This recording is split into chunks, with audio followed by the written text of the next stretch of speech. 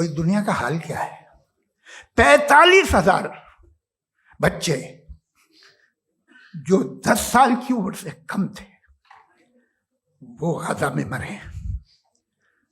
भूख से काला हांडी में बच्चे मरते हैं और डिप्थेरिया से मरते हैं। डिप्थेरिया अजीब मर्ज है, गले में जाली बनना शुरू होती है, बच्चा नीला हो जाता है, गरीब का बच्चा, इसलिए कि वो फासिला।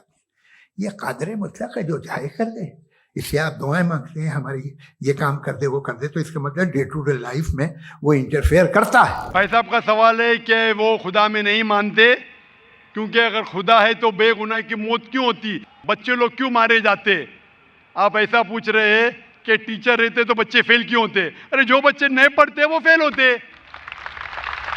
डॉक्टर है तो लोग क्यों मरते, क्योंकि अल्लाह सुब्हानहू व तआला कहते हैं कुरान मजीद में कि हमने तुम्हारे औलाद, तुम्हारी बीवियां, तुम्हारी दौलत को एक फितना जैसे पैदा किया है। फितना है मतलब आपके लिए इम्तिहान है। एक इम्तिहान है कि अगर आपके बच्चे मरेंगे फिर भी आपको उस ईश्वर पे भरोसा है कहने। कोई भी बच्चा जब मरता है बॉम्ब ब्लास्ट से वो जहन्नम में थोड़ी जाता है, बच्चा मरा तो जन्नत में जाता है। अल्लाह ताला आपका इम्तिहान ले रहे, उसके वालिदैन का इम्तिहान लेते, क्या बच्चे मरने के बाद फिर भी आपको ईश्वर पे भरोसा है कहने। और ये जानने के लिए ईश्वर के बारे में आप मेरी तकरीर सुनिए, क्या कुरान खुदा का कलाम है।